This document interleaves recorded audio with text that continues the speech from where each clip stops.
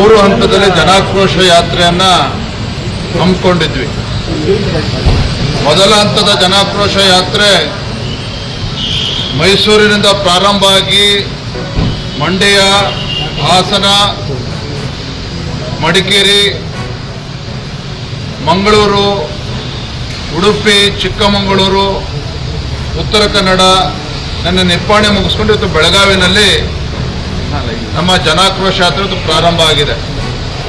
ಮೊದಲ ಹಂತದ ನಮ್ಮ ಜನಾಕ್ರೋಶ ಯಾತ್ರೆ ಪರಿಣಾಮ ಹೇಗಾಗಿದೆ ಅಂತ ಹೇಳಿದ್ರೆ, ಆಡಳಿತ ಪಕ್ಷ ಕಾಂಗ್ರೆಸ್ ಸರ್ಕಾರ ಇವತ್ತು ರಾಜ್ಯದಲ್ಲಿ ಏನಿದೆ, ಸಿದ್ದರಾಮಯ್ಯನವರ ಆದಿಯಾಗಿ ಎಲ್ಲರೂ ಕೂಡ ಬಹಳ ತಲೆ ಕೆಡಿಸ್ಕೊಂಡಿದ್ದಾರೆ. ಯಾಕೆಂತ ಹೇಳಿದ್ರೆ ಗ್ಯಾರಂಟಿಗಳನ್ನು ನೀಡಿದ್ದೇವೆ, ರಾಜ್ಯದ ಜನರು ಬಹಳ ಸಂತೋಷದಿಂದ ಇದ್ದಾರೆ, ನೆಮ್ಮದಿಯಿಂದ ಇದ್ದಾರೆ ಅನ್ನುವ ಭ್ರಮೆನಲ್ಲೇ ರಾಜ್ಯದ ಮುಖ್ಯಮಂತ್ರಿಗಳು ಇದ್ದರು.